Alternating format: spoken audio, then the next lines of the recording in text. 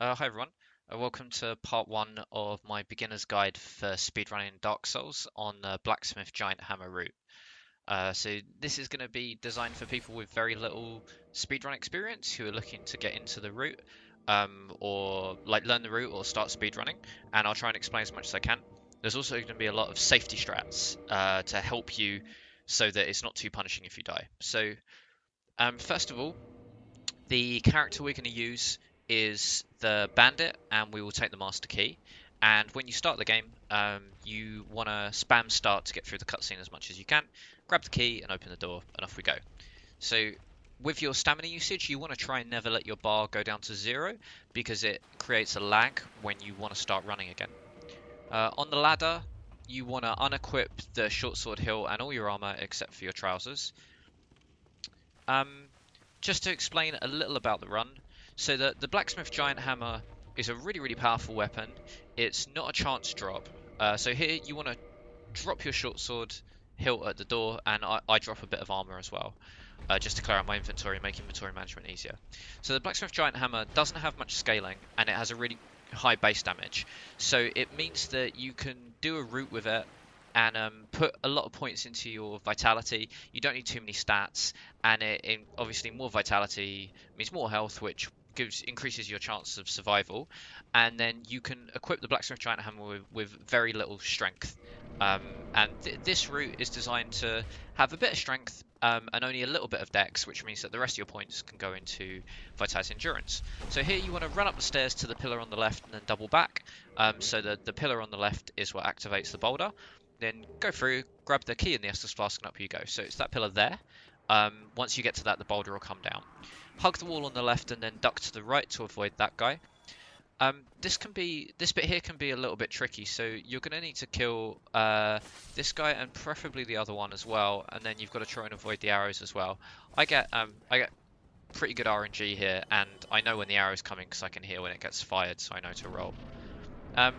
Here you want to do the plunging attack and then hammer R1 to see if you can get the extra hit, which we get. So we get a strike and then it does the plunging attack. Just walk through between his legs, and then it takes 3 hits to drop him, which you should be able to do in 1 stamina bar. The reason we choose the bandit is he has really good starting strength. So we're going to do a strength build at the start, so we want a good strength stat on our class. We could also use like the warrior or something, but the big thing is he gets the axe, and the axe is really good against gargoyles because it staggers them in 2 hits. So that's why we choose the bandit. You can rest at Firelink if you want. It will give you 10 Estus Flasks instead of 5. I don't, just to save time and because I know I can do it with 5 and the humanity. Grab the humanity off the well because we'll use that for healing. Here, this is pretty standard, so I can see this guy's going for a jumping attack, so I go around the back of him. All of that's kind of pretty standard and just takes a bit of practice. So the way we're going to approach this is we're going to be leveling strength at the start. We use the battle axe for gargoyles, and then we're going to switch to the club. So we're going to buy the club here from the merchant. You can roll through that, I just don't get the timing quite down. So come through here and you want to try and roll twice to get through the boxes. You can do it with 1 roll, but if you roll twice then you break the boxes that will otherwise prevent you getting back up the stairs. So here we want to buy the club and we want to buy the short bow. So we're going to use the bow a couple of times in the route. So we use the bow to shoot Guinevere, and we also use the bow to line up our Bed of Chaos shot. There's 2 easy bows to get in the game. The other one's in the Darkroot Basin. It takes about 15 seconds, so buying it here saves us a bit of time. We want to kill about 4 extra hollows to get enough souls to get an extra level. So there's 3 there, and then we'll do the guy at the top of the stairs if he doesn't get killed automatically by the fire barrel. We get the gold pine resin because we need the gold pine resin to do Quelaag and gargoyles. Here, if you want to jump the barrel, you want to make sure that you've got your shield down. So if you're holding your shield up, then you're going to roll when you press circle. If your shield is down, then you're going to jump when you press circle. So we jump down the stairs to save a little bit of time, and then when we get to the top, we'll heal while Havel comes up to say hello to us. I should mention, I learnt this route based on Uber Gus Mage's really good nutshell videos. So he's done blacksmith giant hammer in a nutshell. It's a really good video, and he does it. I've pre-recorded this, and now I'm talking over it, and I did quite a few takes of a lot of the segments. He just does it all, which is really amazing. So we're gonna grab that 1,000 soul, because that's gonna give us some more levels. And then you want to pop it when your stamina's low, because that way while you're standing still, your stamina's recharging, so you're making the best use of your time.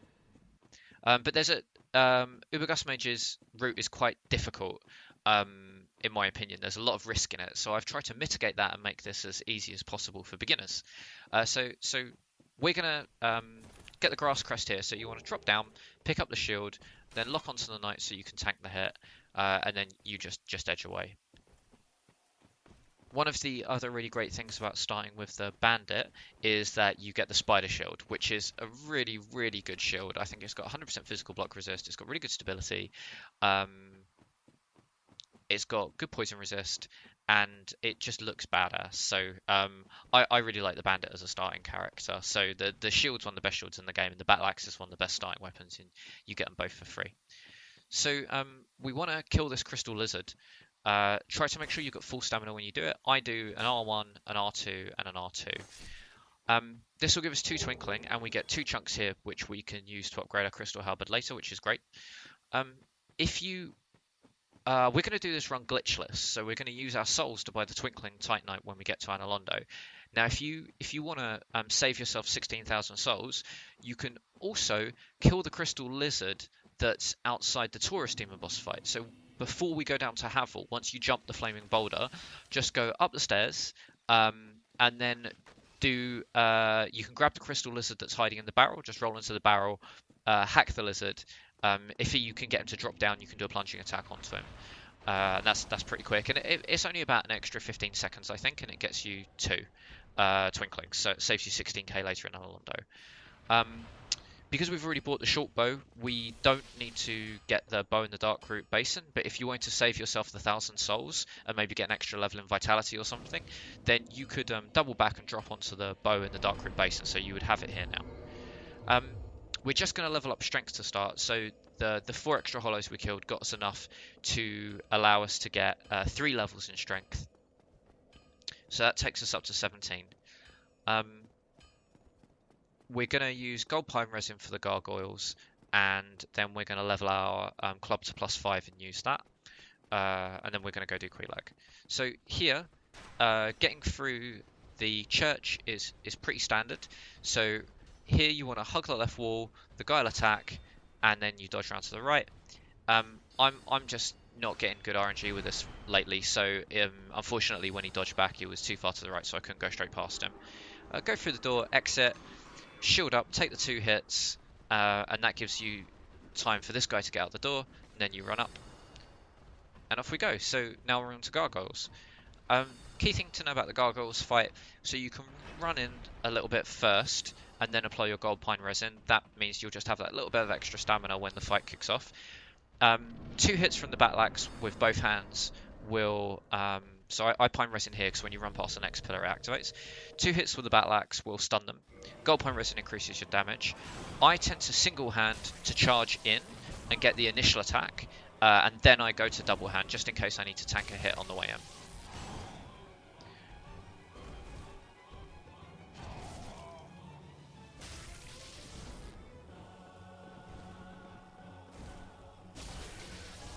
If you can get the tail cut on the gargoyle, it's great because it's a free stagger.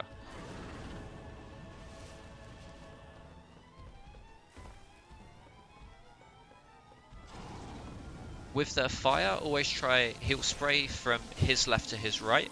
So if you can, try and go to the left, his left, so your right, because then once you get through that, you don't have a chance of him rotating around and hitting you with a flame. So once you get past that, you're in the clear, and he'll often spray further over to the other side towards the end. So if you can, when you see it, if you can try and roll to your right instead of running to the left, obviously that means into the flame, which is a bit counterintuitive. But if you can do it, then it'll allow you to get more hits out, and it's going to be a bit safer, and it gives you a better idea of where the fire's going to be. So we've got the ladder. Ring the bell. I took some damage, so we're going to pop the humanity to heal, and then you just do 2 straight rolls off. You need to... The roll is quite safe. The only thing you need to be careful of is that you don't step before you roll, because if you do, then you're going to die. Here we're going to buy 2 bones, and then we're going to walk back to the parish. So this run is going to be completely glitchless, so you don't need to dupe items. There's no out of bounds skips or anything like that, so you don't need to learn anything for that, and that's why we buy 2 bones. If we were going to do a glitch run, then we would just buy 1 bone and we would dupe it all the time. Here you want to buy 9 shards, and then you use the 9 shards to upgrade your club to +5. And then we're going to use the club for the remainder of the run until we get to Londo, and then we'll pick up the blacksmith giant hammer by sadly killing the giant blacksmith. Here you should have enough souls for 1 more level in strength. And then we're going to go and fight Quelaag. So a couple of things about the stuff coming up. You can use your time on lift to do all your inventory management. I'm going to get the Firekeeper soul to show you just kind of the safest way to get it and when you can use it quickly. It's only going to... I don't think this would even cost you 10 seconds. So I tend to go up onto the platform because it makes the grab a bit more consistent for me, and then we just loop around and go down. And then we've got to wait for Lawtrek to die so we can quit out and reload anyway. So we just use that time to get the to upgrade our Estus Flask. So here I try and drop out as much as I can, and then you can just drop off and roll. Now we want to get the fire bombs for Bed of Chaos, and I think I messed this up. Yeah, so we want to make that jump. That gets us onto the ledge. We walk along and then we drop down onto the fire bombs. Unfortunately, I got a roll instead of a jump. Maybe I was blocking at the time. Yeah, so we just have to take the long way around, which means a little bit of extra time. To get to Lawtrek, you can just go over the shrine. I'm going to do a bit of a shortcut here and run up the wall. So you want to run on the right-hand side of the wall, and then you can just drop down or jump off. Try to keep on the right, because otherwise you'll slide off and you'll go on to you'll fall down and die. I unequip my club here because I find it makes it much easier for the for kicking Lawtrek off, and then we use that time waiting for him to die to reinforce our Estus. So now his ring will be here, so we can get the Fat ring and then we can equip it on the lift on the way down to Blighttown. One key thing to remember, which I often get wrong when equipping the Fat ring here, is you want to put the Fat ring on and then you heal. Otherwise you're not going to heal up the extra health that the Fat ring gives you. If you wanted to rest at Firelink there, you've got enough for another level at this point, so you could do that if you wanted to. Make sure you send the lift back up. The only thing is, when you warp out of Blighttown, it means you'll go back to Firelink, and then you've got to run back to the parish. So not resting at all is much, much faster. I would say if you aren't confident with the Quelaag fight, rather than resting in Blighttown, I would rest in Firelink and then just do the run down every time. Because trying to get out of Firelink, get out of Blighttown and walk up to Firelink is really hard and it takes forever. Whereas dropping down is really quite quick and quite safe. So the advantage there is you would probably have to die to Quelaag, I would say once, maybe twice, for the time to be the same. And you're practicing it as well, so you're practicing the run. I'm going to do what I kind of call like the safe Blighttown drop.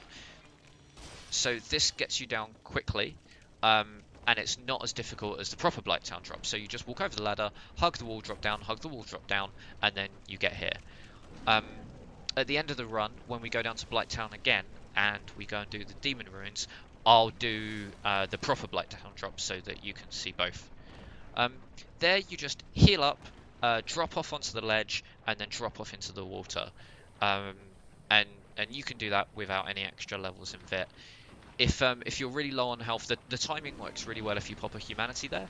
But I didn't need to use a humanity, so I just used Estus, so I dropped off a little bit sooner than normal. But you can see it when when we do the proper Blighttown drop a bit later in the run. So you will get poisoned. There's not really much you can do about it. We'll just heal with humanity before we get into the fight, and then you just need to try and get the fight done quick enough so that it's not an issue. With Quelaag, the technique, so we're going to use gold pine resin. The technique we want to do is we want to get her to do a sword attack, and her sword attack will generally come if you're kind of mid-distance in front of her. She'll run towards you, and then she does 4 attacks with the sword. Her opening attack is often that jump. It's always a jump or a spray. So if it's a jump, I tend to roll forward and to the right, and if it's a spray, you should have enough time to get off 4 hits. So what we do is we come in a block, go to the left-hand side of her head, and we've got enough time to get 4 hits off, then she'll jump away. So then we get a little bit of distance, and we get her to come back in, and she attacks again. So we just try and repeat this pattern as much as possible. Sometimes she'll spray and there's nothing we can do. We want to try and get her to charge in and stab at us again. If she does, there we go. If she does a nice long spray, then you've got time to get some hits off on her legs. If she does a shorter spray, then you should have time to maybe just get 2 hits off. Another thing to try and consider if you really want to get some seconds off is to try to make your way over towards the exit of the boss room, so that when you kill her, you're closer to where you want to exit the room than you would otherwise be, and that just saves the time to run to the exit. Here we haven't done it quite quick enough, so we run out of gold pine. But it's not worth using our remaining resin here.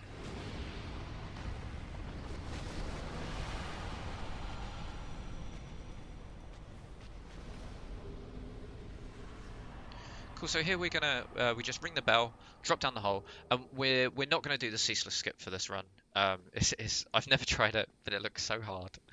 So we're just gonna do ceaseless as normal, and ceaseless gives us an extra 20k souls. So pull the lever, make sure you're at full health, and then just, I think it's a double roll here, and then you can kind of just remember the angle to exit the room. Try and hammer circle as you land, so that you can save time and roll immediately as you hit the ground. We still definitely don't want to use any of the bonfires here, because that way we can bone straight out and get all the way back to Undead Parish. Here I roll onto the slope and then down. You still take the full damage if you roll onto the slope, but it doesn't stop you, so it's quicker. I am going to get full health for ceaseless, because for probably about the last 6 months it never happened before, but recently I get damaged at the fog gate when I cheese him, like, all the time. So now I always try and do ceaseless with full health.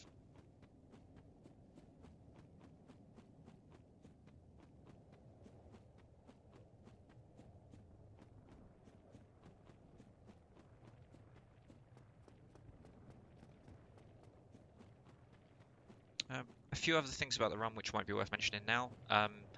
So in terms of getting the gold hemmed robes here, once you've got them, it'll activate ceaseless. What you want to do is walk towards him, don't run, and then when he does his spew attack, it should be in front of you. So we walk, don't run, spew, and then we can run past, and that gives you the timing. So a few other things about the run. So we want to get a bow. We need to get a bow for better chaos to light up the firebombs, and we also want to get a bow that does okay damage so that we can kill Ingwood with it in the new Londo Ruins. So what I've decided to do is upgrade the short bow to +5 and use that. So Ibergus Mage's route uses the Dragon Slayer bow, which is much quicker, but I find getting it quite risky. Like, I fail the jump a lot. And also the arrows are really expensive, and the big thing is you need 20 decks, whereas you only need 14 decks for the short bow. So here we've got a little bit of time, so I'm going to use the Soul of Quelaag, and then I'm going to hide behind my shield like a girl, because I've got a feeling that ceaseless is going to hit me.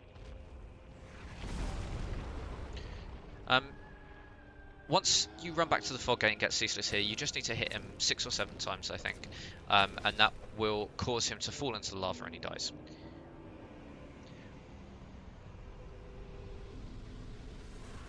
So the timing, I end up burning out a little bit too early, and the animation doesn't play. But we still got victory achieved, so we've got the souls. So it's not a big deal, and the animation will play later when we go down to the demon ruins.